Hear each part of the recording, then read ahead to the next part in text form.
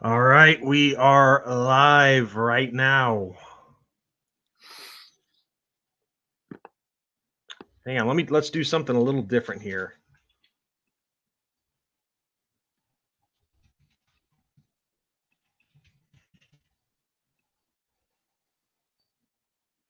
If I can find it.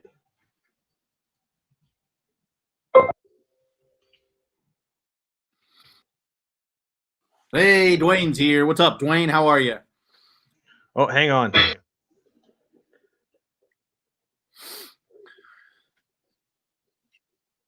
Can you hear this?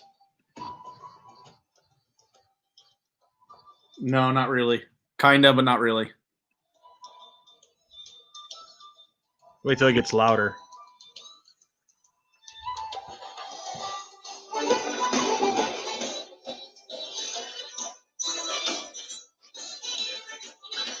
It's like in and out. Okay. I guess I was playing American Land, the song that we use for our intro, Uh, and I guess here on StreamYard it doesn't pick up music too well. we're doing good, Dwayne. You know, on my end, I just got back from a get together with some friends, so can't really complain. You know, been trying to catch football today, but that's been pretty scarce. So Well, let's see. Actually, it's a fourth and inches for Kansas City. They ruled him short.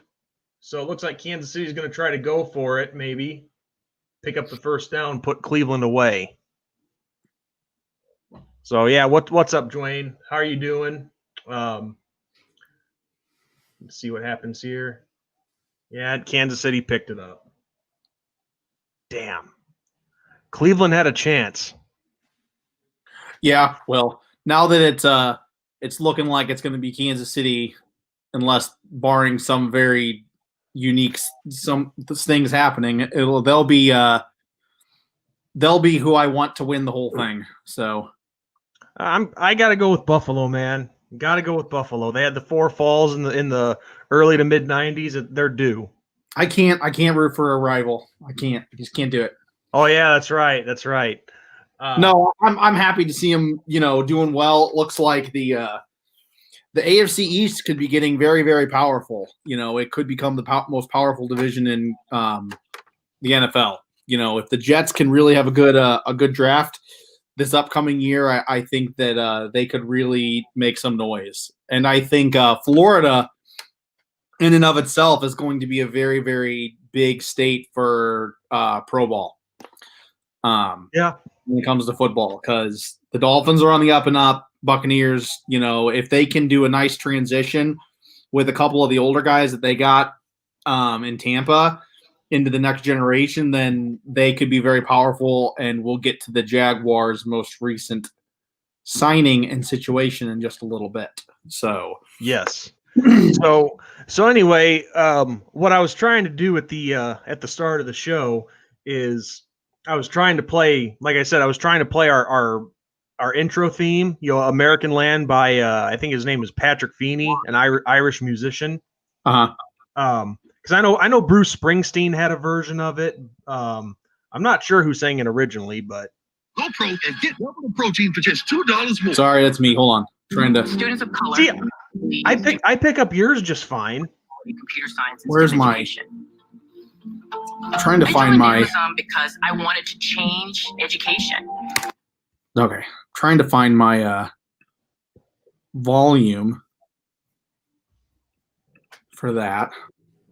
I'm trying to make it so I can actually. I guess I could do it on my phone. Doesn't have a lot of juice. My phone's got a lot of juice. I was gonna try to have the game going while we're talking too, just so we can comment on it, but I can't get it to be quiet on my computer. Well, the game's over anyway. Well, I meant the next one, because the Saints and Buccaneers will be going on while we're streaming. I thought they didn't come on till like 7. According to this, they'll be on 5:30. Oh, cool. Maybe I'm still thinking on that triple header from last week. I don't know.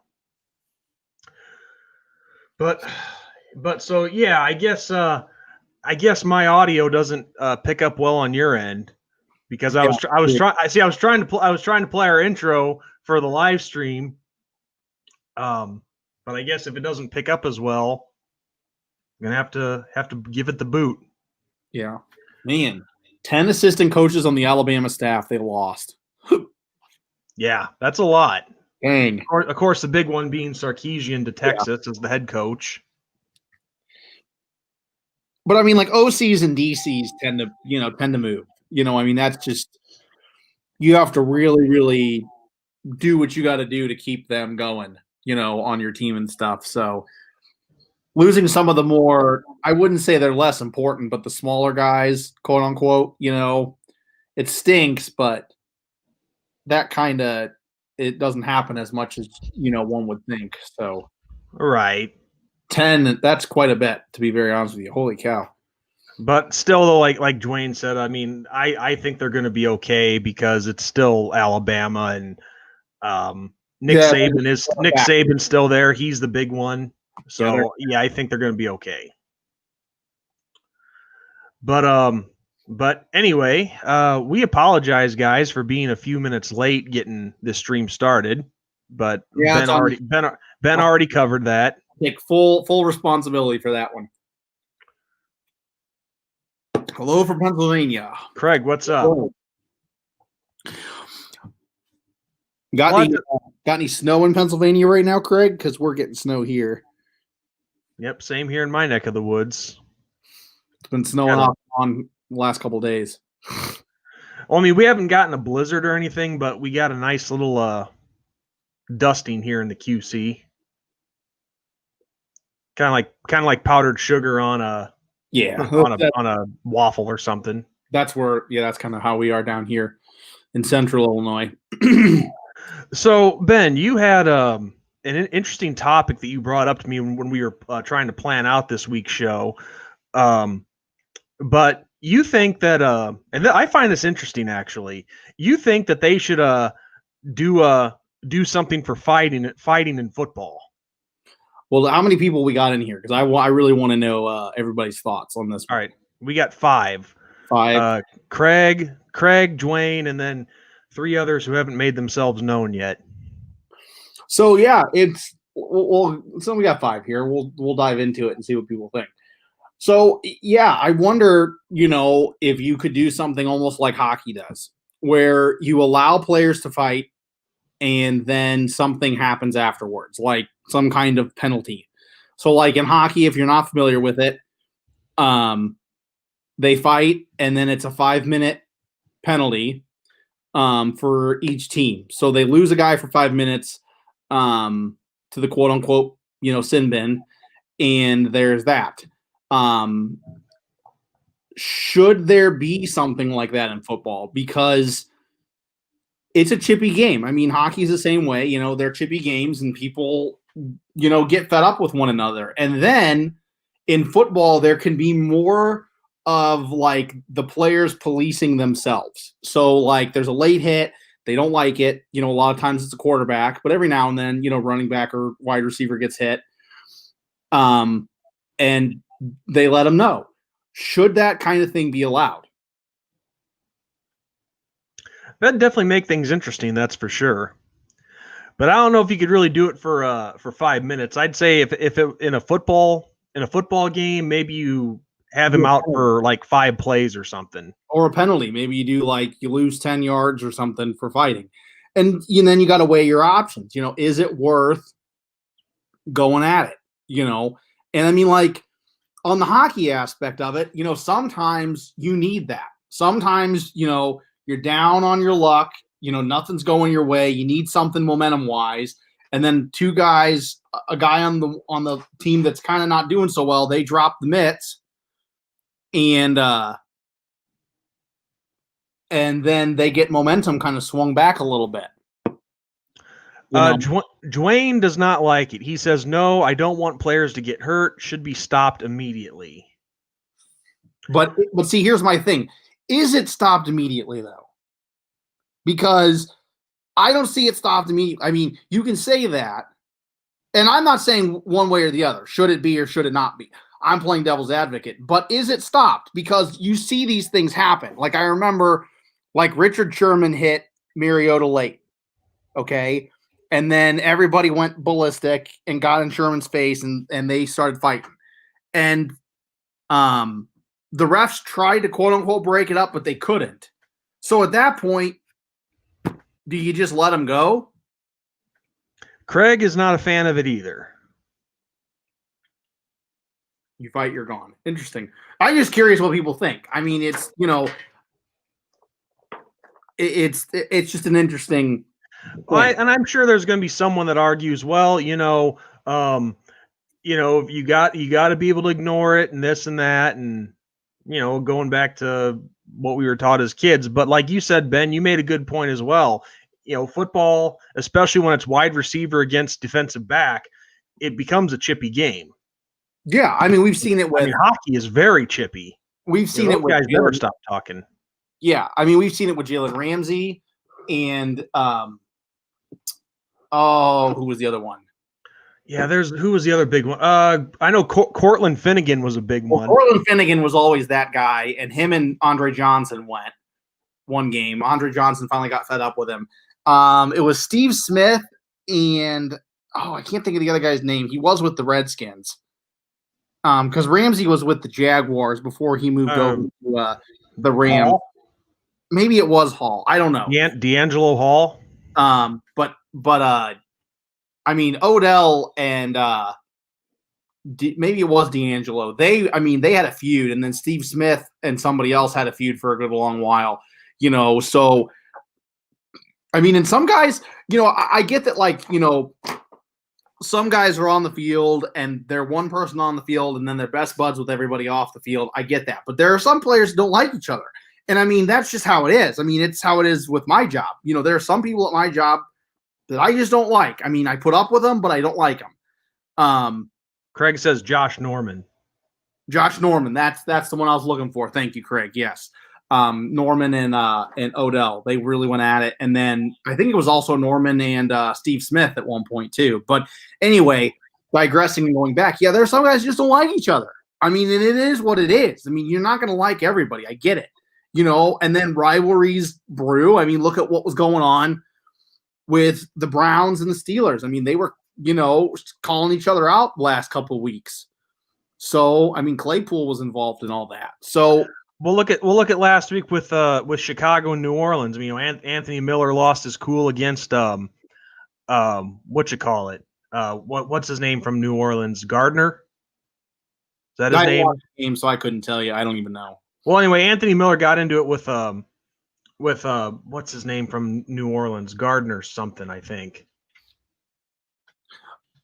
But yeah, Myles Garrett and Mason Rudolph. Yeah, they just don't like. I mean, they're two guys that.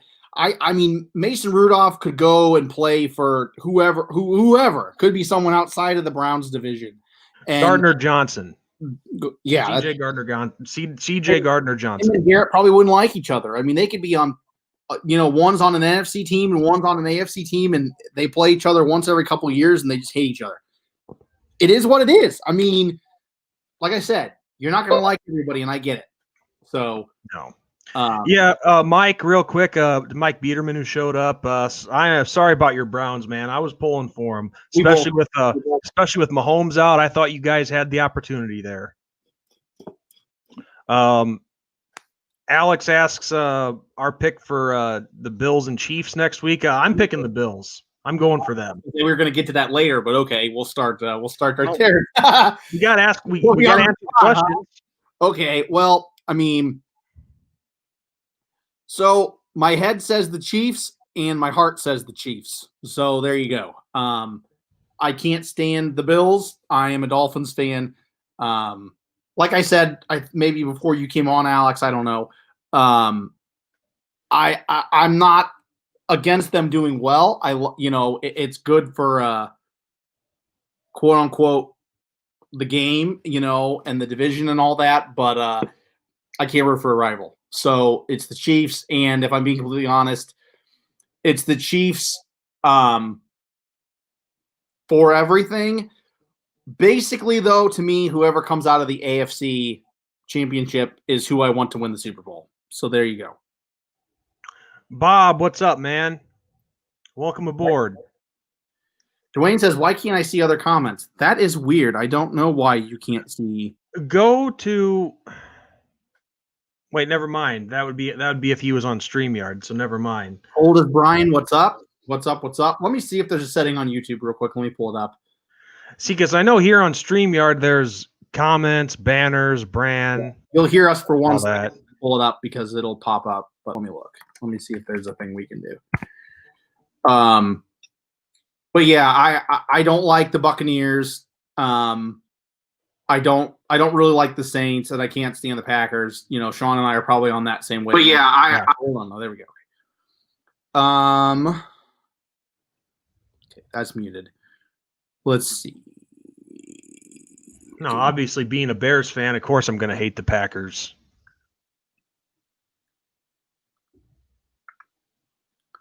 Okay, I see everybody's on my other channel, comment wise,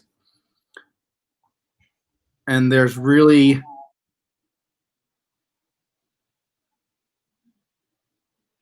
all I can do is report and block, so I can't do much on my end. So yeah, I don't know why. There's a setting thing here. Let me see if I click that. It's just me. Interesting. Okay. I don't know, Dwayne. But anyway, Brian says was rooting for the Bills, but shout out to Chad Henne. But yeah, Mahomes getting knocked out with concussion will be interesting because he's going to have to clear concussion protocol to come in and play in the AFC Championship. So the Chiefs could potentially be without Mahomes for that championship against the Bills. Yeah, that's going to be interesting because we're gonna have to really keep an eye on the on the news for that. Yeah, Well, I'm checking from my end too, and I can't. There's nothing that I can really do as far as comments go either. But I'm seeing all of them show up on the on the comment section on YouTube. Interesting. Yeah, that's weird. Well, hey, one thing we can do. Actually, Ben, let me ask you something. Were you logged on to the Two Irish Brothers YouTube or your own? No, I was on mine. So let me pull up let me log into the Two Irish Brothers on my other one, and let's see. So let's switch real quick. Oh man, I have to add an account. Oh man. One thing we can do Here, that I just saw. Yeah, Dwayne, you could try refreshing. That might work. One thing we could do is we could try making people. We could make some of you guys moderators on here like they do on other streams.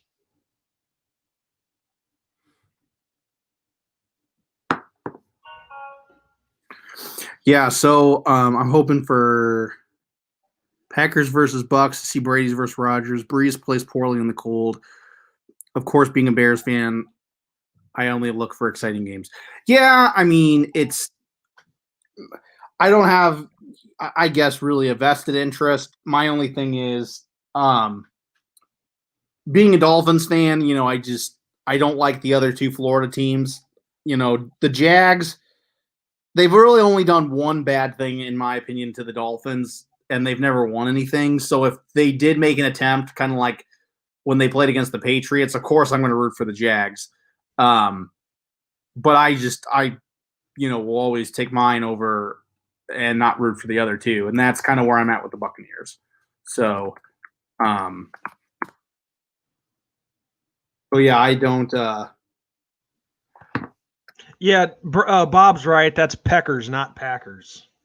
oh, Yeah, I agree. the autocorrect got you or something, but okay, let me see here.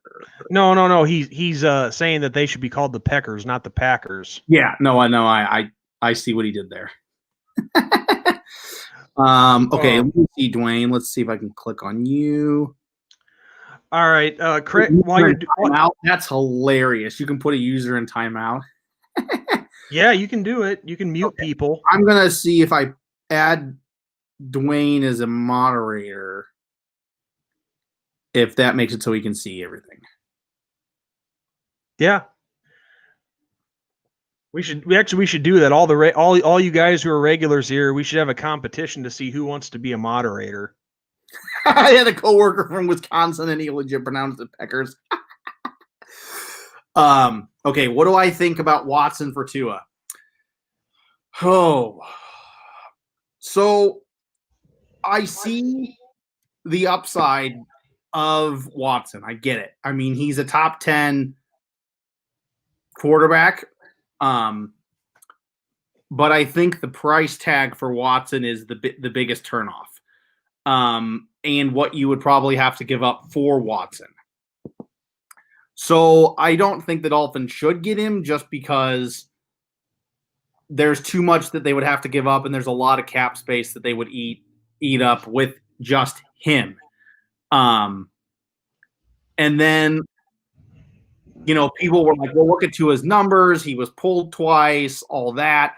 But if you look at his numbers compared to Aaron Rodgers, compared to Peyton Manning, compared to a lot of these greats in their first season and second season, his numbers are just as good, if not better. So it's just, to me, growing pains with Tua, and it is what it is. So I don't really want Watson. If they got him, I wouldn't be upset. So, well, all I know is that the biggest thing right now from my end is everybody's trying to. When I say everybody, I mean a lot of guys on the team are trying to get Watson to Chicago, and that's what I would see the most likely scenario: Chicago or New York, the Jets. Yeah, because we're known for giving away the farm to bring in guys. But here's the thing with that. Yeah, would Deshaun Watson be great with Chicago? Yeah, probably. But look at all who what and who you might have to give up to get him. And plus, if they don't re-sign Allen Robinson, which they should have done that a long time ago. And also another thing too that's going on is a lot of teams are crippled by this situation with with the salary cap. You know what I'm talking about? Yeah, it's go ahead. Sorry, I'm. No, I was just saying the salary cap I think is lower for this upcoming offseason because of what happened this year and with COVID and all that. But I'm not saying that I wouldn't like to have Deshaun Watson. Of course I would, but you're going to have to give up a lot to get him. And this upcoming draft is our first time in 2 years having a first round pick. Yeah. Because we gave up the previous two in the trade for Khalil Mack, which was worth it. But I don't know if you're really in a spot to do that again right now. But you got to make sure, if you bring in a guy like Deshaun Watson, you got to make sure that you have the pieces around him, or else it's all for nothing. So, no, and that's a hell of a contract that you're picking up too. Right, you really want to pay a lot of money, and that's my only big thing. I mean, I could see trading a draft pick or two for him, like a first and maybe a third or something. But that with the salary cap that's going to take a major hit is a big thing. So, I think the Dolphins are set at quarterback, and there are a couple other pieces that they could grab in the draft that would put them in, to me, championship contention. So I honestly think the Dolphins grab either a lineman or wide receiver Devonta Harris. What am I saying? From Alabama, Smith. From Alabama. I don't know, why is it Harris? What the heck is wrong with me? A lot's wrong with you, but we'll get into that later. And then Cold as Brian brings up a Bears question for you. I'll put my 2 cents in a second, but you go ahead and take it. Let's see, where's it at? Oh no, it was Bob. Sorry, Bob said, "Hey Sean, would you like to see Prescott to the Bears?" So okay, I did see that earlier. Yeah, Prescott, sorry, not Cold as Brian. Cold as Brian. Okay. Cold as Brian brings up my biggest fear.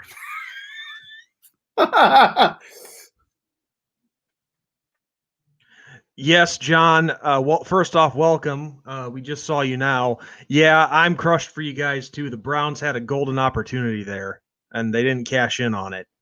But anyway, Bob, to answer your question, would I like to see Dak Prescott to the Bears? Again, it kind of goes back to Deshaun Watson. Like, obviously, Deshaun Watson is a much better quarterback than Dak Prescott, but Dak Prescott is better than Mitchell Trubisky. But the question, it goes back to that same question. What's it going to cost to get him? Or actually, I take that back. Is Prescott a free agent this year? I don't know. Let me pull it up. Notable free agents. Because if he's a free agent, it just depends what his price is. But if we have to trade for him, if he still has a year with the Cowboys yet, and if the Cowboys are going to ask something stupid, then I'm sorry, I'd pass on it. So yeah, so Prescott looks like he will be a free agent. Well, in that case, like I said, he is better than Mitch. See, here's my thing, though. Okay, I don't know. I think it all comes down to coaching, honestly. would Dallas? Pardon me, I had to burp. Would Dallas want to give up Prescott though? Because right now, that's all they have. I mean, it's not like you got a good second string quarterback. I mean, Dalton was okay, but he didn't live up to the potential that I thought he would, because I really thought he would be a very good backup, and he wasn't. So the big thing is, would Dallas be willing to let him walk? So I don't know.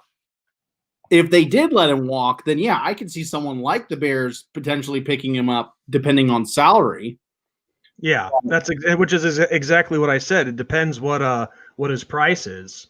So now that we know that for sure he's a free agent, it just depends what his asking price is, and also is there mutual interest there? Yeah. So Yeah. that'll Go ahead. Sorry. I was going to say, so that's going to be a big factor too, because as very, very well right now, Dak Prescott may have no interest at all going to Chicago. Yeah, I mean, it depends on who he wants to talk to, and he'll probably put out a price. He'll say, this is how much I want, and then teams will get that, and they won't release that information to the public like us, but yeah, all the owners will get that, and then they'll have to make some decisions. But Coldest Brian brings up my worst fear. Watson to the Patriots. That is my biggest fear. I hope to God that the Patriots don't make a run at Watson. I could see them letting Newton go because he was okay with them, but not great. And because he'll be a free agent, and then they could grab Watson. Brian makes another good point too. Even though Prescott's contract is up, what if they tag him? I'd say it depends what the tag is. And all the bets are off for that. So, Craig asks me, Sean, are you surprised the Bears kept their coach? Yes and no. Just because of how this franchise operates. Yeah. If they had somebody running the show who knew what they were doing, like if the Bears actually had a president of football operations, like a lot of teams do, then I think things would actually be ran properly, but they don't. It's just President and CEO Ted Phillips running everything. But from what I'm hearing, he's going to retire. So that's Chicago's opportunity to actually get a structured, a set structure in place of how it's supposed to work. Yeah. But I can't say I'm surprised that they kept Nagy. I'm sure contract had a lot to do with that. But the funny thing is, Bob also adds into that, he said, I thought Prescott is a free agent, and I'm not sure any quarterback could fit the crappy play calling under Nagy. Well, actually, it wasn't Matt Nagy who was calling the plays. It was Bill Lazor, their offensive coordinator, who was calling the plays down the stretch. But still, at the end of the day, Matt Nagy is the one who is the head coach. And yeah, I really don't know what happened after that first season when he was in Chicago, but things have just gone downhill since. I wish I had the answer, but I don't. Yeah, no, it's all about, okay, do you want to legit win or are you okay with complacency? And to me, I feel like Chicago is. I mean, I live in Illinois like Sean does, so I see all the Bears stuff, even though I'm not a Bears fan. And I mean, the moves that they've done over the years just, to me, don't scream, we want to compete for a championship and we want to, make a run every year. We're okay with being average. Well, I get it was a bridge thing, but one of the best examples, who the hell gives a $30 million contract to Mike Glennon? Right. And even then, it was just even then it was still a 1 year and we'll see deal. But still, that 1 year was worth like $17 million. Are you kidding me?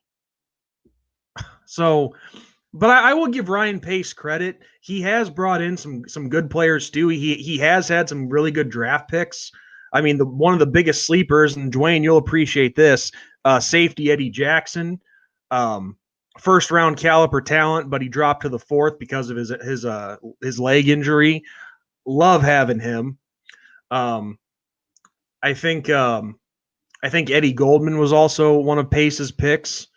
But, of course, the one that everybody focuses on is him trading up to get Mitch Trubisky. And he gave up a lot to move up one spot, which I thought was ridiculous, especially when you had two other quarterbacks you could choose from that were on the board.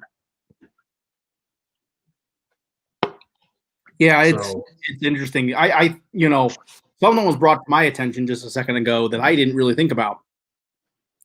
The biggest intriguing situation is the Pittsburgh Steelers, okay?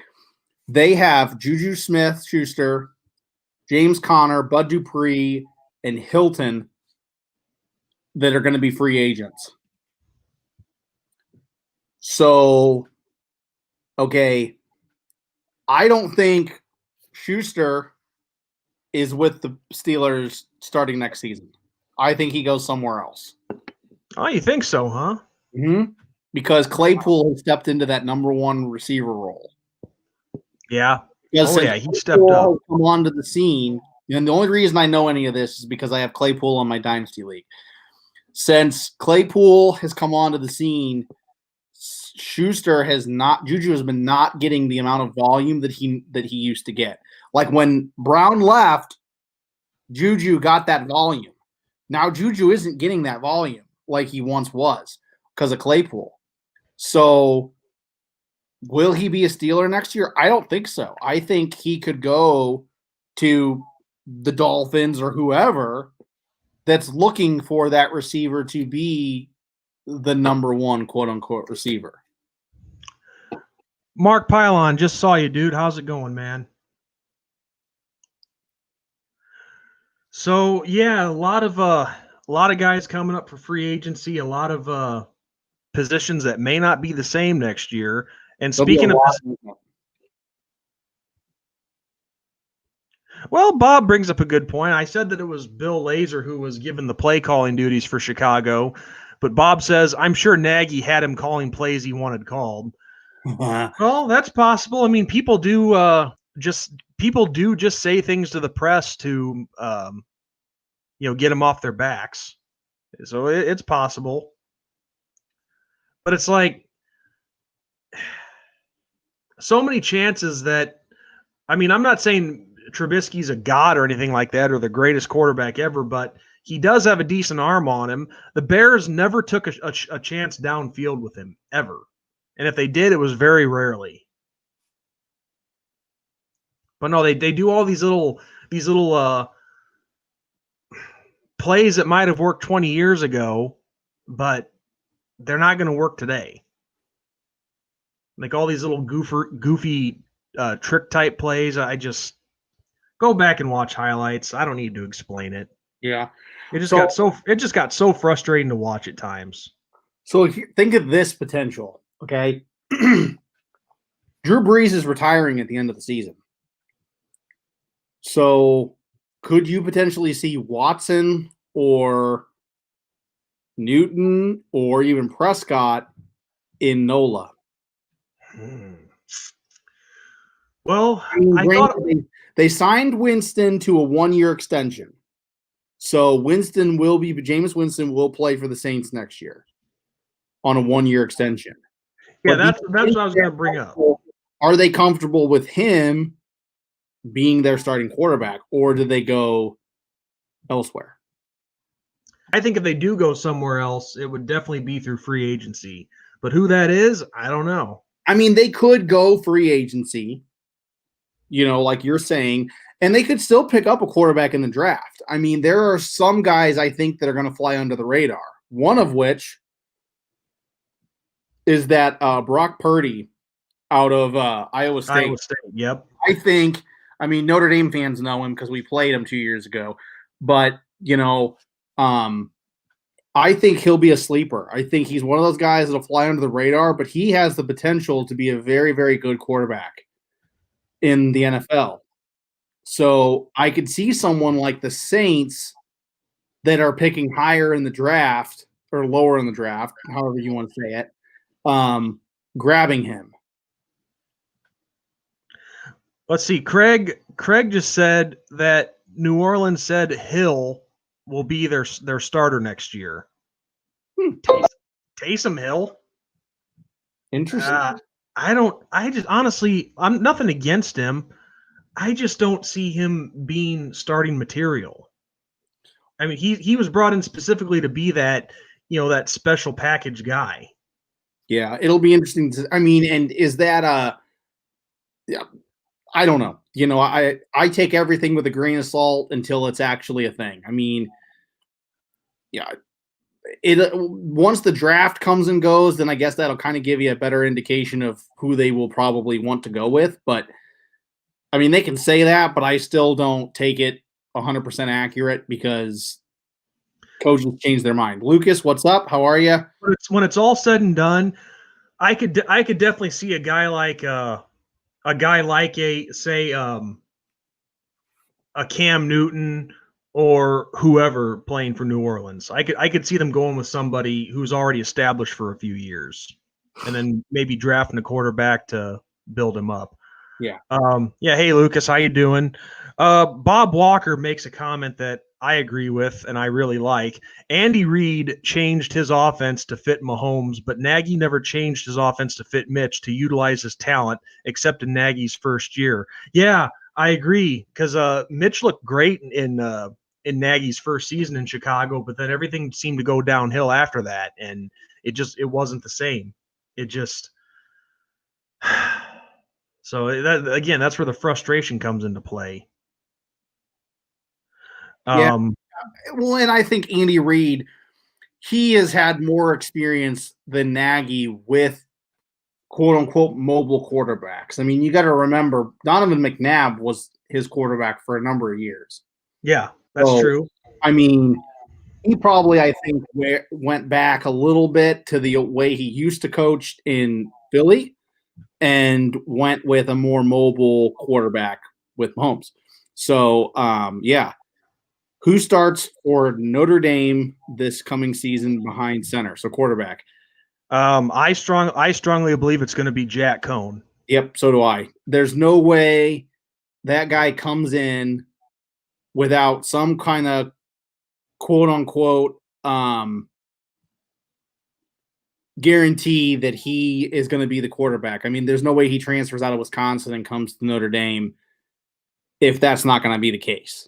So I think he starts. I mean, maybe he starts the season, and if he does poorly, then they bench him for Pine. Sorry. But yeah, I don't know. Where does Mac Jones go in the draft? I don't really know, other than the kind of notable few. I don't know who else is looking for a quarterback. So I can't answer the question perfectly. Well, I guess it depends who you like to read or what websites you like to read, because I've seen ones that say that he'll go in the top 10. I've seen ones that say he won't go till the second round. But my personal opinion, I think that the top 4 quarterbacks, Lawrence, Mac Jones, Justin Fields, and who's that kid from North Dakota State? Oh, I can't think of his name, but I know who you're talking about. Oh, and by the way, to the asshole that just came in using my brother's name, obviously I live with my brother, and I know for a fact that you are not really him. So you want to get your hero in some more trouble, keep it up. Sorry, Ben. So sorry about that, Ben, but you're fine. So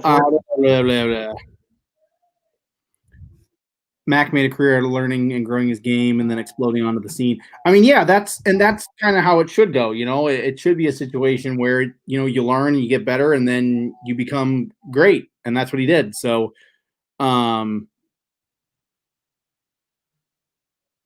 K Chaps, I think that's the guy that was asking us how to start the channel. And he said he wants to get the word out about his. What's your opinion regarding Notre Dame on Clark Lee offering Notre Dame recruits? I hadn't heard that, so that's interesting. I realize the reasons why, but I feel like it's sly inject. Oh, you mean like making offers to Notre Dame recruits?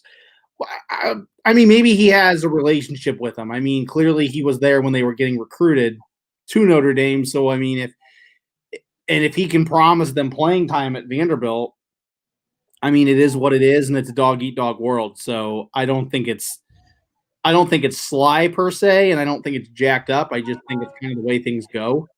I bet Sarkisian will be kind of going after some of the recruits that Alabama had because he was probably involved with some of the recruiting in that situation. So, I don't know. Your thoughts, Sean? Well, the thing is, he's the head coach of a new team, so he's not doing anything wrong. I mean, and it's all about making your team better. I mean, exactly. It's and also team needs and situational and what guys are coming from. I mean, if there are guys that are going to be potentially playing for the same system that Clark Lee has that he had at Notre Dame, then sure. I mean, whatever. So, but yeah, and K Chaps, even though I was kind of occupied with taking care of some business while Ben was talking about it, thank you for trying to get the word out about the channel. We appreciate that. Our channel. I thought you were talking about his channel. Yeah, cool. Thanks. Cold as Brian asks, does Buckner leapfrog Pine? Oh boy. Nope. At least not yet. I'll let you go first and then I'll. Well, I was just gonna say not yet because Buckner isn't even on campus yet. I mean, look, I know that he is the top 3 dual threat quarterback in his class. I get that. But just the thing is, he hasn't physically played football in a year. So he's gonna be cold. That's my biggest point right here. He's coming out of a state that has been very, very locked down. I'm not going to bring politics in it, but it's a fact. He comes from California, and they've had very, very strict lockdowns. They have not been playing a football season. I don't even think they're going to play a high school football season this year at all. They're not going the route that we're going here in Illinois, where we push the season back and our season will be starting in a month. So, I mean, if he doesn't play at all this year, that's 2 years in a row that he didn't really play any football. So I think that puts him at a disadvantage. And then also, I think people really forget that Pine has not started, but he has seen playing time at Notre Dame already. So, and then the final counterpoint with people saying that he will probably leapfrog Buckner. And I'm not saying Buckner's going that you said that exactly, but there are a lot of people that are very high on Buckner. We all thought that with Jurkovec. We all thought that Jurkovec was going to be that guy. We thought that he was going to come in, he was going to dominate camp, and he was going to take the starting job away, and he never did. So I'm not set on Buckner because of that. We just don't know what we got until he actually shows up to Yeah, camp. we have to see him at this level. I mean, and maybe he'll hit the ground running. Maybe he'll come to Notre Dame and he'll get the playbook immediately and he'll beat out everybody at camp. And then if he is the best guy for the job and he proves that he is, then I have no problem with that. I want whoever proves that they deserve to be the number one, whether that's Cone, whether that's Pine, whether that's Buckner. I want the best guy. You're out to win. You're out to go and do what's best for your team. And that goes back to Clark Lee kind of recruiting some of these guys to Vanderbilt. You do what's best for your team, period. Yeah. So I mean it's not like he's doing anything dirty. I mean, it's not like, you know, as I've said it many times in the past, even going back to when I was doing my own thing on my own channel, these kids, these kids aren't anything yet until they sign on that dotted line. Yeah. So, I mean, so when a guy says that he verbally commits here or whatever, okay, yeah, it's fine. That's fine to get excited about it, that he's taken notice, but it doesn't mean anything until he's on campus. Yeah. So It's not, so as far as I'm concerned, Clark Lee's not doing anything wrong. And Bob Walker even said the 4-star linebacker that Lee offered was also recruited by Marcus Freeman when Freeman was at Cincinnati. So there you go. It's that recruiting cycle never truly ends. Yeah, no, not at all. And it gets even more intense once you become an actual head coach because you're making final says and stuff with all of that. So yeah, it's interesting. Okay. What do you think about the FCS is playing in the spring? Illinois high school football is doing it. Why not the FCS? Yeah, I mean, unless you have a team that's kind of local. I mean, we pay a little bit of attention to the FCS when they're playing during the actual season in normal years, but I don't think it's going to be a big deal either way. I mean, unless you have a team that's in your backyard like I do. I mean, we pay more attention to the team in the FCS in my neck of the woods because they've gone for championships the last couple of years, but I don't think the vast majority of the nation does. So there's that. Yeah. The closest team here to me, where I live, they are right next door in Rock Island, Augustana College, but they're Division III FCS. At least yours, Ben, is FCS Division I. Yeah, my guys, they're a step down from Notre Dame, quote unquote. I think I would really like to see them jump up, in my opinion. I think that they're good enough, but rules and stuff with stadium size, I think holds them back, but that's that. If they put them on national TV, it'll be cool. My only thing is you're going to be clashing with basketball and the tournament. So I think, there's going to be more of an allure, and you've already had football once. So, I mean, you've had the college and the pro seasons are pretty much done and over with. Well, they will be done and over with when March Madness starts. So I don't know viewership wise if people will really be well, when we first started this channel back last spring, we were talking the XFL, and the XFL as a spring league was doing pretty well. Yeah, well, and I think the good thing with the XFL is there was really only one, I guess. They went after teams and areas where, football is scarce. So it was nice. Like St. Louis got a team, and St. Louis fans have been thirsty for a football team. So that helped a lot. But yeah, the XFL made it very interesting. And I think the level of, what's the word I'm looking for?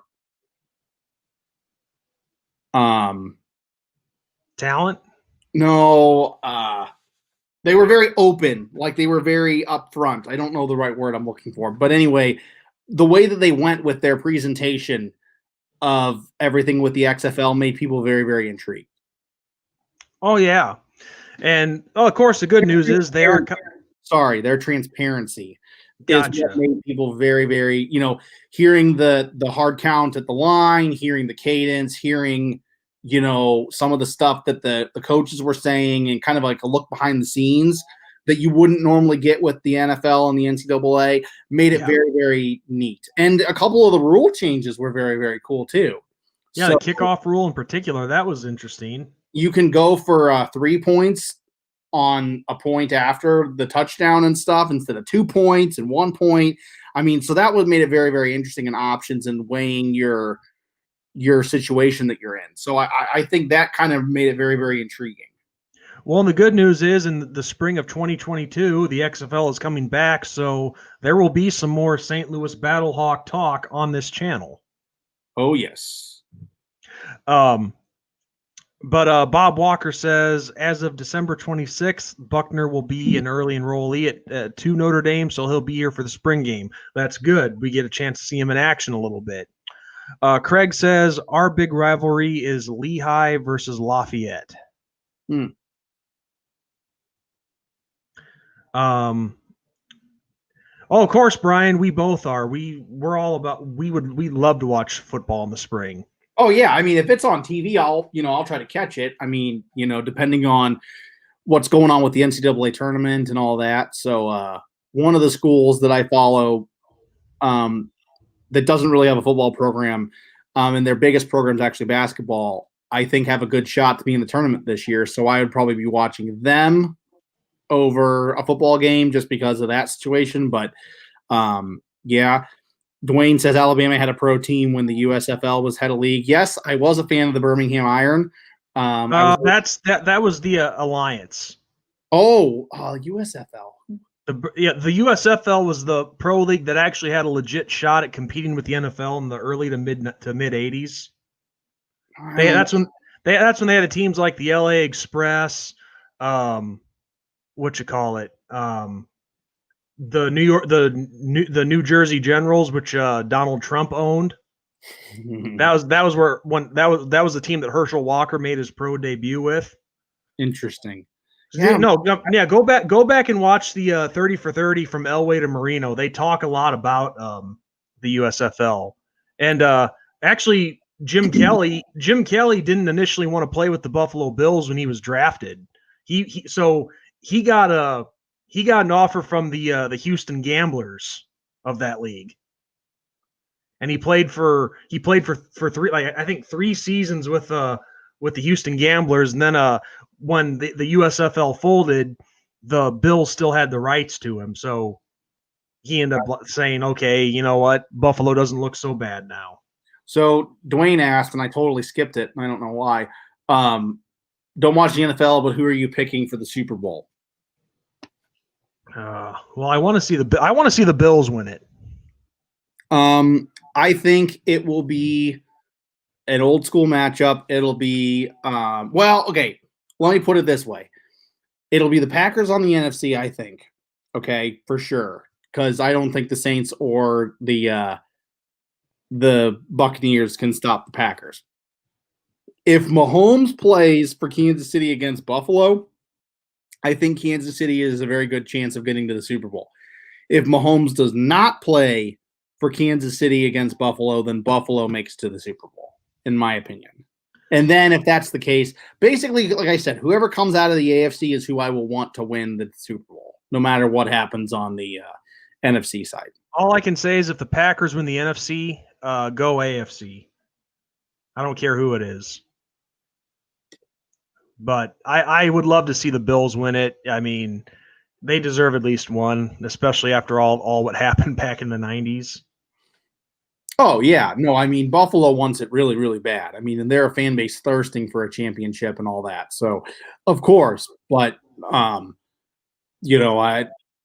Kansas City, to me, is just kind of on another level than everybody right now when they're all playing. So, I don't know. They're as close to a quote-unquote super team as you can have, in my opinion. So,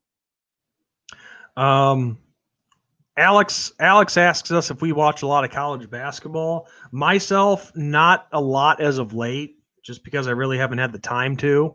Yeah, I used to watch a ton of it, I used to watch a lot of games college basketball wise, but I'm kind of in the same boat right now. I haven't had a lot of time. What really hurts me these days is the fact that I do work second shift, so I can't catch a lot of the games during the week. So there's that. So yeah, I wish I could watch more because I love basketball. But no. Hey Chaps asks us who we would compare Jack Cohn to. Okay, I got a good answer. You go first. Well, I would say that he's kind of like an Ian Book, only better. He has a stronger arm, and I know there's been a lot of people saying that Cohn can't run. That's not true. I've seen plenty of highlights of his where he has took off and scrambled. Or are you talking more like an NFL quarterback? I think he's just talking like in general college, foot pro, or whatever. I think. Okay. Well, that's my answer. I think he's a Carson Palmer type. That's who I would compare him to. He's got the arm. He's more of a pocket passer, if you will. But he'll scramble a tidbit. So I compare him to Carson Palmer. Yeah, I was trying to think of a pro, but I couldn't really think of one off the top of my head. But I can just go by with what I see out of him. Alabama has a basketball team now. Nate Oakes is putting them on the map. Yeah, Alabama, has really stepped up in the basketball world. So as much as I dislike the Crimson Tide in football and stuff, and that's more of just because they're really, really good. It's cool to see teams like Alabama basketball wise doing well.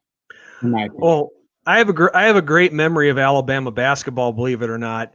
It was back in 2006 when I was 20 years old, and there were some people back in my hometown where I grew up that would have a poker game every week. And so my friends and I would always go over there and play some poker. Well, one night, Notre Dame this was later in the fall, close to winter. Just when the season was getting underway that year, Notre Dame hosted Alabama in South Bend when Alabama, I think, was number 5, I think, in the country. And it was a close game for the most part of it. But then that last 5-6 minutes or so, and I know there's highlights of it here on YouTube, but Notre Dame ended up pulling away in that one and ended up winning the game by like 15, I think, thanks to guys like Luke Herringody and who was their deadly 3-point shooter? I couldn't tell you. I have no idea. Excuse me. But all I know is that night Notre Dame upset a top 10 Alabama men's basketball team, and that night I took out somebody on the first hand of the game. So pretty memorable of the poker game, that is. So pretty memorable night for me.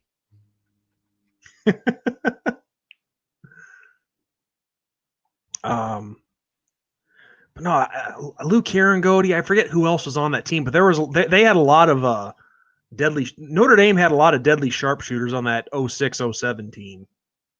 And now that you say the name, I thought you were talking Alabama. Yeah, they did. Now that you say that, Luke was a monster, man. I mean, he was a man among boys in some points. So yeah. So college football is Indy, college basketball is Gonzaga. I think, okay, here's my thing with Gonzaga. I think Gonzaga's biggest issue is the fact that they play in a no-name conference. I think if Gonzaga actually played in a conference like the ACC or the Big Ten, I think that it would make them exponentially better. And I think that they would have a legit shot at the title. They always seem to come into the NCAA tournament as a number 1 seed, and they go pretty deep, but they just can't quite get over that hump. And I think it is just because they don't play enough hard games in the regular season. Well, look at the conference that they play in. Isn't it the West Coast Conference? Something like that. And I mean, there's nobody to oppose them. And I'm not going against Gonzaga. I like Gonzaga. They're good. They're one of those teams that I would really love to see them win a championship in my lifetime. I haven't seen it happen. Same with like when Butler was really, really good. I liked seeing them be good. It's nice seeing that. But I just think the amount of people that they play just doesn't do them any justice, So, but yeah, Bama hoops look deadly. First place in the conference currently. Yeah, Bama's been slowly building, and they're a legit threat right now. And it's kind of a crying shame that Kentucky's kind of fallen down the ladder, if you will, because it would have been really neat to see those two places be battling for a conference championship and tournament. Oh, and I looked it up real quick. The two sharpshooters from the Notre Dame team that year that I couldn't think of, Kyle McElharney and Colin Falls. I gotcha. Yeah, there you go. Oh, Brian, I meant more just like competitive wise. I would no, there's no way you would put a West Coast team in the ACC, but I'm saying like competitive the style of conference. And Craig brings up that they wanted to get in the Pac-12, and yeah, I mean if they were in the Pac-12, I think that they would be playing even harder teams than they're playing currently in the West Coast Conference or whatever it is, So, yeah, I think if they were kind of in a quote-unquote Power 5 conference, like the ACC, like the Big Ten, like the Pac-12, yeah, Gonzaga did almost win it in 2017. And like I said, I think that if they were in a stronger conference, that they probably would have won it in 2017. So, yeah, I hope to see them do well. That's, it's not me taking a shot at all. I think that those kinds of teams benefit a lot more than people I think from that. So yeah, it's a good point. It's just I think what Ben's trying to say is they could do just as well playing in, say, the Pac-12 or I guess they could. If you want to go by geographical speaking, they could probably play in the Big 12 if they wanted to. Yeah, West Virginia did it. Yeah. Yeah, that's actually a good point. I remember Big Vol Daddy brought this up. Does geography really mean anything anymore? Yeah. I don't know. I mean, you have West Virginia playing in the Big 12, who's all the way out east. You have Texas schools playing in the American Conference, which primarily is an East Coast conference. So I don't know. I really don't. Yeah.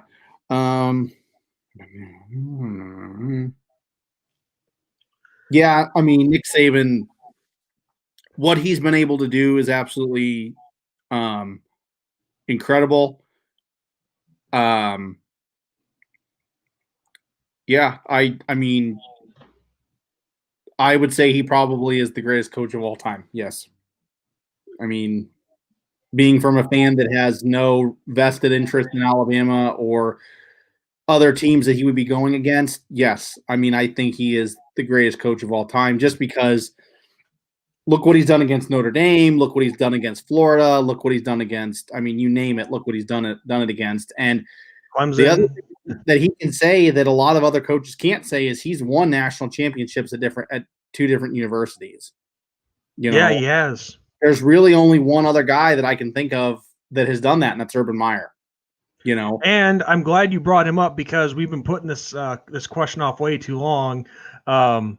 Urban Meyer to the Jacksonville Jaguars, because somebody asked us that and we hadn't. You said we wait till near the end of the show, which we're about at. So yeah.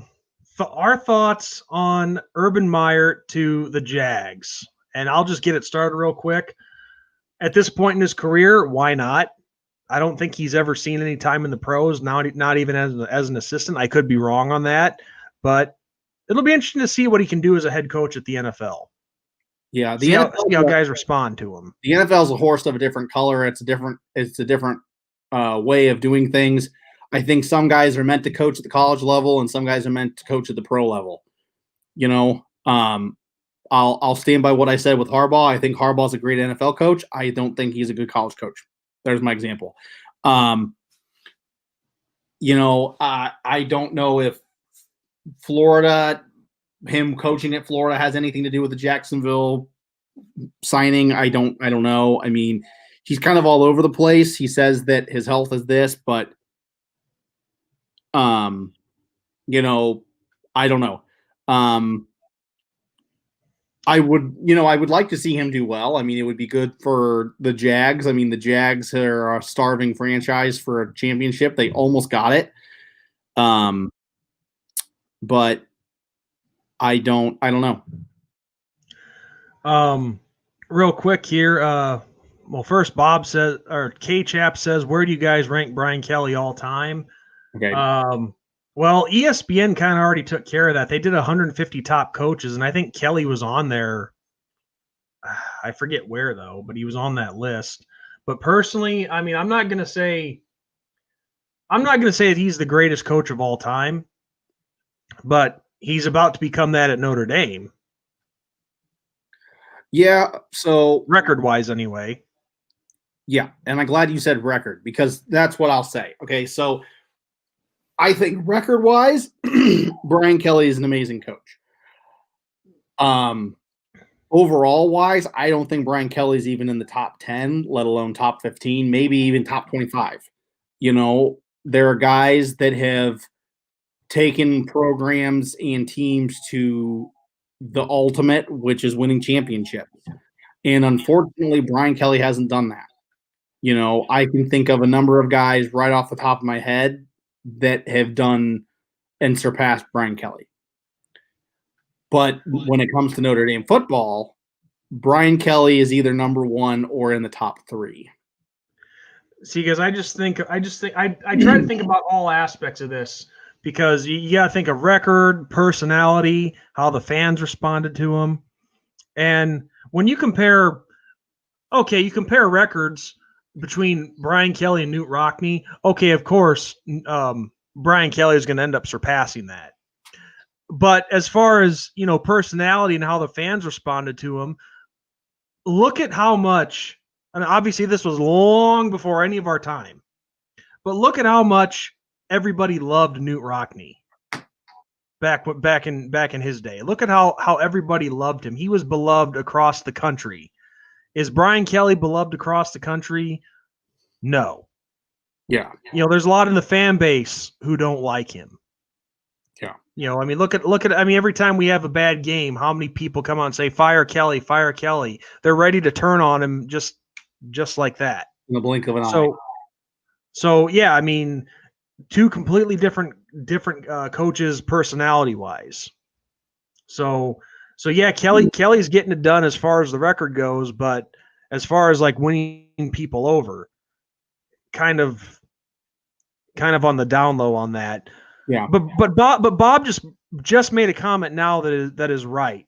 Brian Kelly changed the atmosphere at Notre Dame after many poor head coaching picks. And that's what I have said many times to people that people don't seem to get. All they can do is just focus on how much they hate Brian Kelly. Look at where he's taken us. Yes. He has taken us to places that we have not been since the Lou Holtz era. Decades. Yeah. But so it's like I tell people that feel this way about Brian Kelly. Okay, you guys hate Brian Kelly so much. All right. He's not always a likable guy to everybody. But do you remember the Bob Davie days? Or the Ty Willingham days, the Charlie Weiss days, which was probably the best of all those. Right. And even then it wasn't great. It was good, but not hang great. on. So yeah. Brian Kelly's biggest downfall right now is currently that he can't win a big game and he can't win the championship. So yeah. Brian says, okay, how many people should or how many teams make the playoffs? And I'm assuming you're talking college football. So I say minimum 8 teams. That's what I say, minimum. You have every Power 5 team make it. And what I mean by that is every team that won the championship in the Power 5, whoever wins the conference championship makes it in Power 5. And then you have 3 at-large teams like it was in the BCS, where you had at-large teams, and then you would pick from the 3 best at-large teams. Oh, and by the way, guys, if you don't remember, this is Rutherford. So, I think that there are some teams that you just don't know how good they are. You really don't. There's not enough body of work to say, okay, this team is really what they are, or they really aren't what they are. And we've seen glimpses of that. We saw Utah beat Alabama in the Sugar Bowl, when maybe they should have been in the championship. Maybe they were good enough. We've seen Boise State beat Oklahoma. We've seen TCU beat Wisconsin in the Rose Bowl. So, are those teams good enough to beat a team like Alabama, to beat the other top 4 teams that we would be saying? Well, to give my answer on that, and I've said this many times, I think 6 teams would be a good start just to see how it would work. And kind of what no, Brian, he is not named after the 19th president. It was just actually it was my brother who named him, who named Rutherford. He came up with it, and we liked it, and so it kind of stuck. But no, the other 3, he has 3 brothers that were in that litter. The other 3's names are Liam. Yeah, let's see, Liam, Aries, and Garfield, along with Rutherford here. No, I think, like I said, 6 I think would be a good start just to see how it would go. All right, fine, you can go. He's a little stick. I know 8 would sound ordeal, but I'd like to see how 6 would work, just because you can't have. Look, whether you have 6 teams or 8 teams, there's always somebody that's going to be bitching about it. So I still think it should be somewhat hard. You know what I mean? But I definitely think what could work is, you start with 6 teams, the top 2 get a bye, and then that first round of the remaining 4, like what Cold as Brian just said, play though, instead of using bowl games for those games, use the team stadium.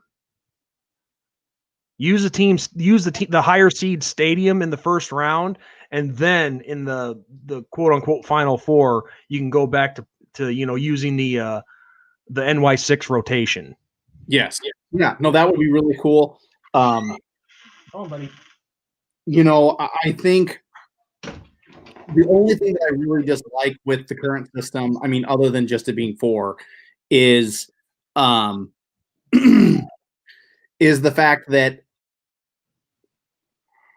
I don't know how to say this right, only the very, very rich fans get to go to those games. Let's just say it that way.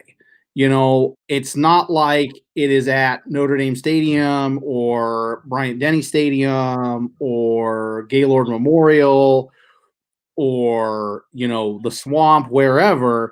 It's okay. Well, it's going to be in Dallas. It's going to be in Miami. It's going to be in New Orleans, and those fan bases have to quote unquote travel.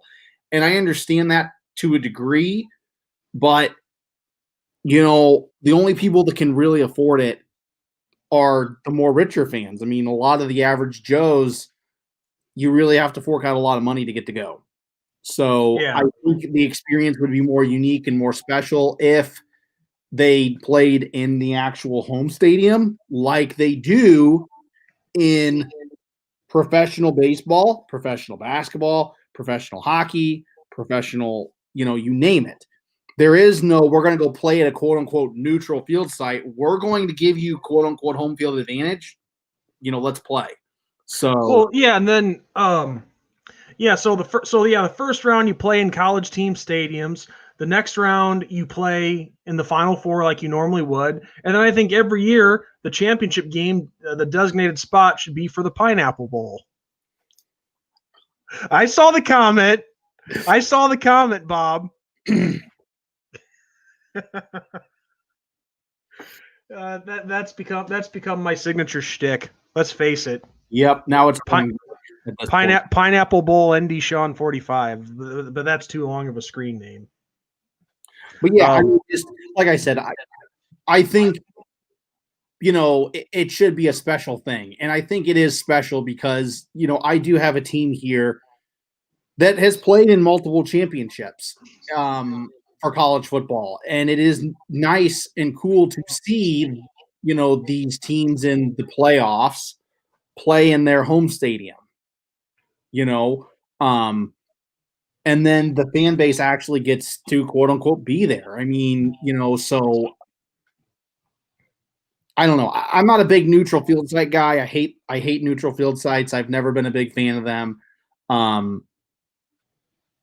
know there's a couple rivalries that do it, but they've been doing it for like decades. I know like Oklahoma and Texas play on a quote unquote neutral field site in Texas. I know not Alabama, Florida and Georgia play in Florida at a neutral field site. I think it's Jacksonville. Yeah, Jacksonville, the biggest outdoor cocktail party ever. So I mean, I get that, but I mean, those are traditions that have been going on for decades, so I won't take that. I won't say take that away, but even like the Shamrock series for like Notre Dame and stuff. I mean, they're playing in a neutral field site. It's like, okay, whatever. It's a professional stadium. They're trying to get extra money or whatever. They're trying to hype it up, whatever. So, I mean, if you want to call me a curmudgeon, then go ahead, but. Well, I like Craig's comment here. They need to get rid of 10 to 15 bowl games because a lot of them are empty. And yeah, that's not exactly untrue. It kind of goes back to the videos that we made about, when it's just the sponsor name games, but I'm not going to get into all that. But I think back to, the back in the 80s and even before that, there was only at one point, there was only 10 postseason bowl games. Oh yeah. Oh my. When I was a kid, and you were a kid, I mean, we didn't have as many bowl games as we do now, and we're not old guys. We're younger. We're younger individuals. I just turned 35 yesterday. Yeah. So I mean, I'm 31. So yeah. I mean, there were certain games that you wanted to get to. I mean, it was I remember when I was a kid. There was an NCAA video game, and it was called The Road to the Rose Bowl. You wanted to get to the Rose Bowl. That was the goal, Now it's, But you know why that was, right? I know what game you're talking about. That's because the Rose Bowl was the national championship game that year of the BCS. Yeah, but I mean, because before the BCS had its own separate national championship game, they would use one of the four. I hate saying four because I really wish they had included the Cotton and the Peach in that rotation, but those four bowl games was the national championship every year. Yeah. I didn't mean to cut you off. I'm sorry. But yeah, no, but there were only a select few bowl games. I mean, there wasn't 50 that we have now or whatever. There was 10, 10 or 11, maybe 15 at most. So, I mean, and you had to have a good record. There was no going 6-6 and making it into a bowl game. You had to have a winning record to get into a bowl game. I mean, so, you're funny, Bob. But yeah, cold as Brian, I totally agree. Division I AAA is the only place that struggles with the playoffs, and I agree. I don't, I don't understand that. I really don't. That's ridiculous. Well, here in Illinois, we have 8 classes. Yeah. Yep. So record for next year. Come on. Do you think we're gonna pick? You think we're gonna pick the Irish to lose? Well, I was gonna say we more tend to do a season preview kind of situation with that. But I think Notre Dame will make a playoff push. I mean, they're there now. You if you want to continue to get better as a program and you want to be on the quote unquote same level as Alabama, because Alabama is currently on the highest level you can be on, then you got to make a playoff push every year. I think there's only 1 year since the college football playoff became a thing that Alabama's missed it. So, I mean, that should be the gold standard. You say, okay, we want to go for it every year. So this coming season should be no different. And I gotta say though, on a side note, that's crazy when the Citrus Bowl is considered a disappointment for you, because that's actually a long-standing bowl game that has a lot of tradition to it. But it just shows how dominant and I know you are. I mean, and there's something to be said there. Alabama, and I mean Clemson's kind of on that level now. Clemson, I don't think's missed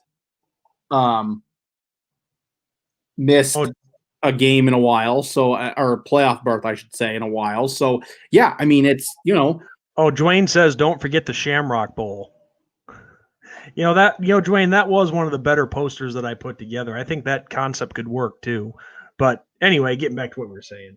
Yeah, so I mean, I'm not going to give you like a total wins, total losses. I think I will say this. I think there are a couple trap games on Notre Dame's schedule for next season. I will say that. Oh, man. But I'm not going to give you a win-loss record quite yet because we're going to be doing a season preview. Yeah. And all I know is I looked at the schedule for next year. I'm not going to bring it up now because I'll save that for a future video, live stream, whatever. But there is like a five game period in that schedule that's just trap game central. Yes. So back to the end of the schedule, man.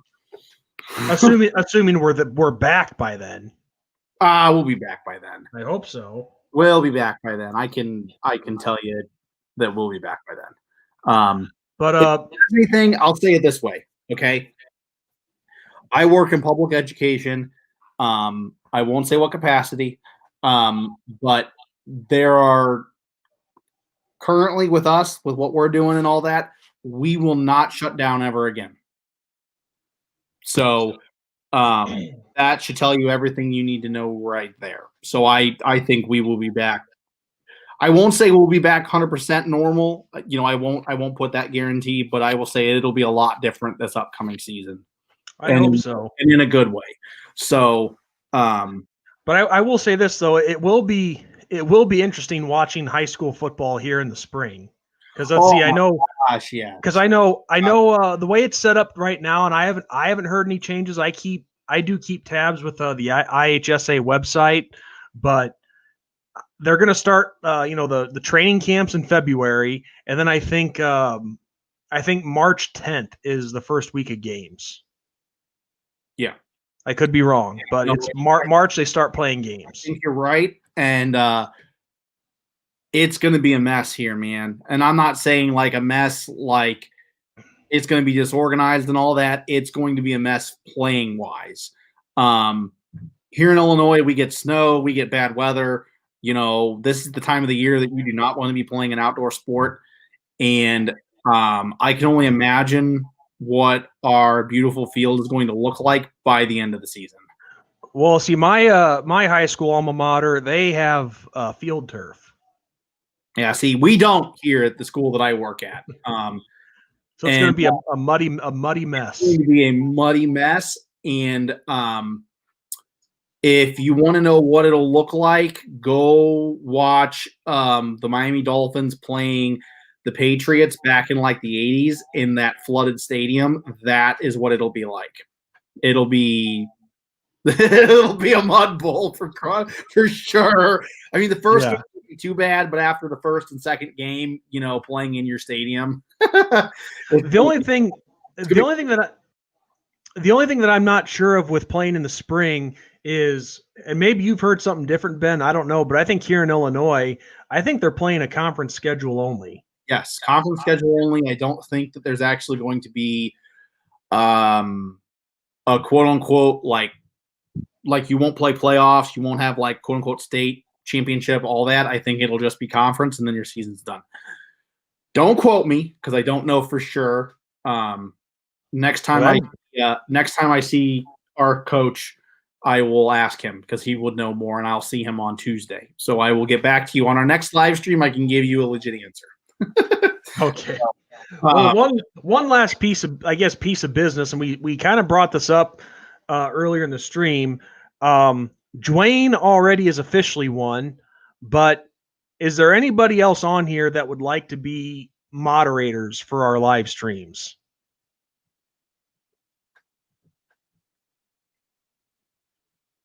I mean, what better way to end the show? Let's start taking applications. Dolphins with the Jets in the AFC Championship game was a mud bowl. Yes. And for anybody that's curious, and you probably aren't, but I'll tell you anyway, the Jets are one of my most hated teams. And the Jets are my most hated team in the AFC East. So there you go. Most people cannot believe that it's not the Patriots, but it is the Jets. And my number one reason is because the Jets are the only team in the AFC East that has a winning record against the Dolphins. Fun fact. Didn't know that. So did not know that. Patriots are creeping. They're creeping. They're really, really close. But the Dolphins still have a winning record and the better record of the two teams in the AFC East. All right. Well, it looks like Brian's down to be a mod. Brian says he would love to be actually on the live stream. Oh, well, I tell you what, we can shoot for that next time because we're only going for like 4 more minutes anyway. Yeah. All right. K-Chap said he would. Any thought at all? Well, at one point, and I will say this, at one point the Jets were a very, very good team. You know, for as much crap as Sanchez gets for the butt fumble and stuff, I mean, the Jets were knocking on the door, you know, year in and year out for that AFC Championship, them and the Patriots. So the Jets were a really good team, and I will give them that. But like I said, the Jets, they just have always, no matter the record, no matter what's going on in the year, no matter injuries, the Jets have always been a thorn in the Dolphins' side, and that's year in, year out. Doesn't matter. I think this year was one of the first years that the Dolphins actually swept the Jets in season matchups. So that should tell you everything you need to know right there. Alex said he'd be a mod, so there you go. K-Chap said he would be. Yeah, bro, next time, Cold as Brian. So, yeah, we'll bring you on. We're open to have people on. Yeah, just I guess we should say that at the start of every episode. But if you want to be on the show, just ask us. All I have to do is just send you a link. Post a link in the comment section. You can join from there. I wouldn't mind it if I have the technology, know how to do it. Yeah, then I'll tell everybody this. You know, the easiest way to figure out all this stuff, because believe me, Sean and I were not experts at all in any of this. YouTube. You know, YouTube will give you every answer you need to know. Some of the stuff that I do on my side stuff, other than this Notre Dame channel, I've learned programs through YouTube. And there are people that dumb it down so well that if I can figure it out, you sure as heck can. So go look that up, and we'd love to have you on. Yeah, and plus it's not like we're at a big enough following yet where we're getting 50 or 60 people watching in a live stream. But if that ever were to happen, it would definitely come in handy to have some of you guys be moderators and kick out some troublemakers, which I had to do once already today. But really at this point, it's just really kind of like a badge of honor kind of thing.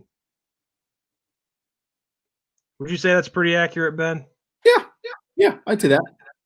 But you never say never. I mean, we're just under 200 subs right now. Growing slowly, but still growing. So you never know if we could ever get to that level. Where we get kind of big, but that's beside the point. Yep. Well, Brian, that's we're not exactly perfect. I mean, we just kind of when we start a live stream, we plan out what we're going to talk about, and we just go with it. Yep. Yeah. Well, that's a good thing. Well, K-Chaps, that'd be nice if we did. That's what we're shooting for. And yeah, Alex, we would appreciate that very much. But so far we haven't really had to. The only ones that we've had to take care of are, one from a certain someone who's using my family against me right now, which is very shitty, but I don't know. What more can I say about it, really? So, well, all right, guys. Well, It's been awesome. it's been awesome. We have an idea of which one of you guys want to be moderators, and the next live stream, Ben and I will talk about this.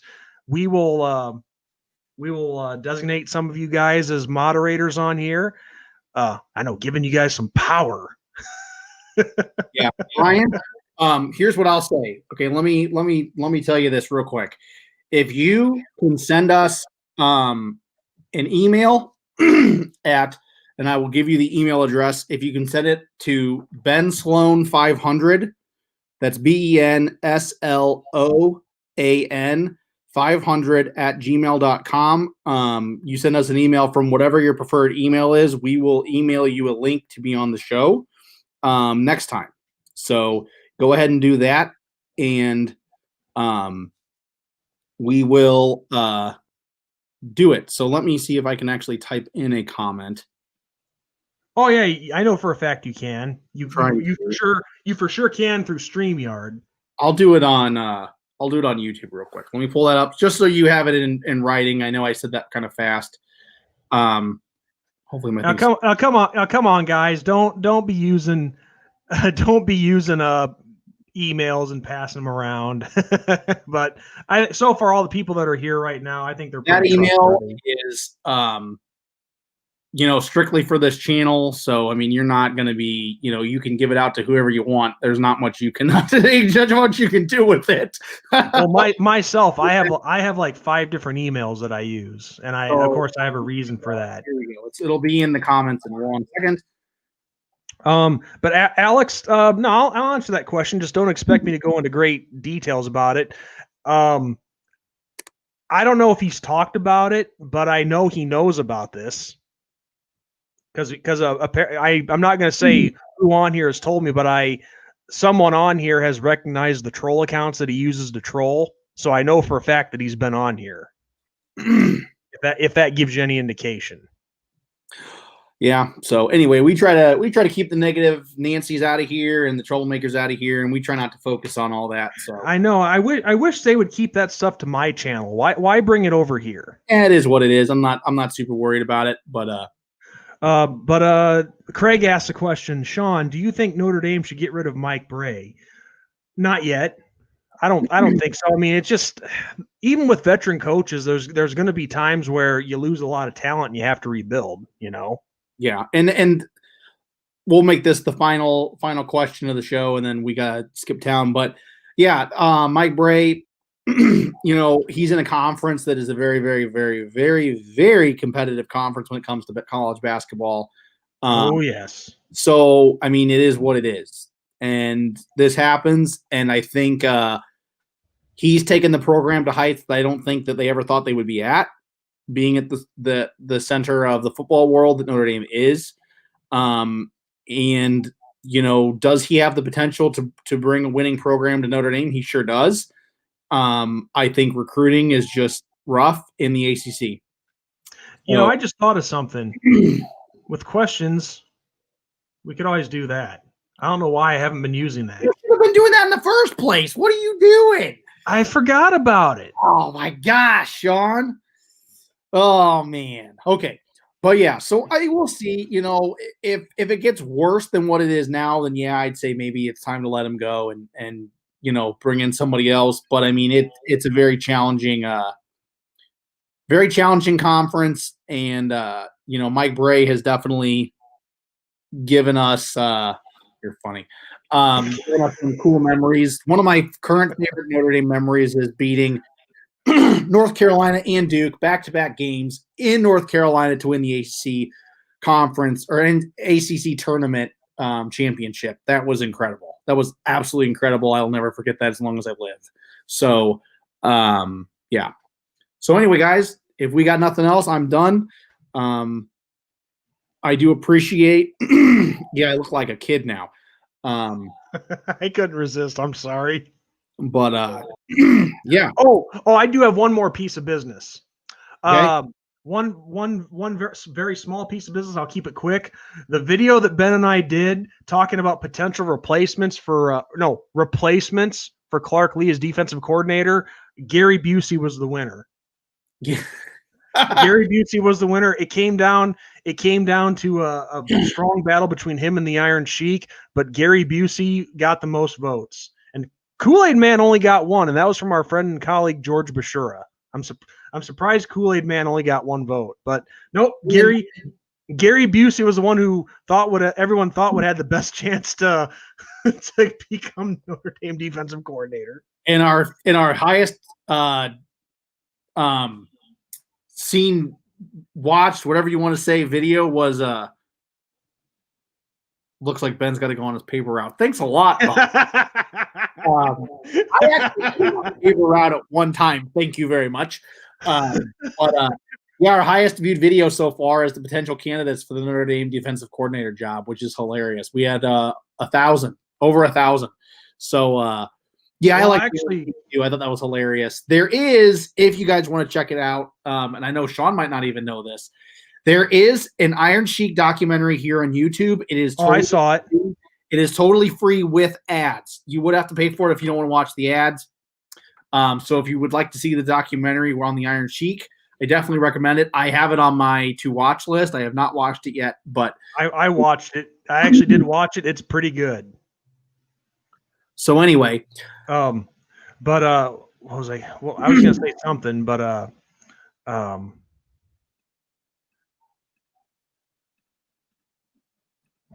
I don't know. So if you're done, I think the paper route comment threw me off. Hey, but damn it! I hate it when I lose my train of thought. Sorry, you didn't do it. So anyway, yeah, I guess that was it. Gary Busey won that. Oh no, I know what I was gonna say. That's not our most viewed video. Our most viewed video is the Alabama Notre Dame preview. Oh, that's right. I forgot about that one. That's number 2. The defensive coordinator video is number 2. Because we're the Alabama Notre Dame Rose Bowl preview. That's at like just about 5,000 views. Yeah, that's about 5,000. The defensive coordinator video, that joke video is just over 1,000. Yeah, interesting. All right, well, this is good. Ben. Yeah, it's been a while since I've shaved. So yeah, I will admit that my face was like, "What are you doing?" So anyway, okay. Go ahead. Do you use aftershave? Occasionally, yeah. Aqua Velva is pretty good. Old Spice is pretty good. Yeah, Cold as Brian. It'll probably be about this time.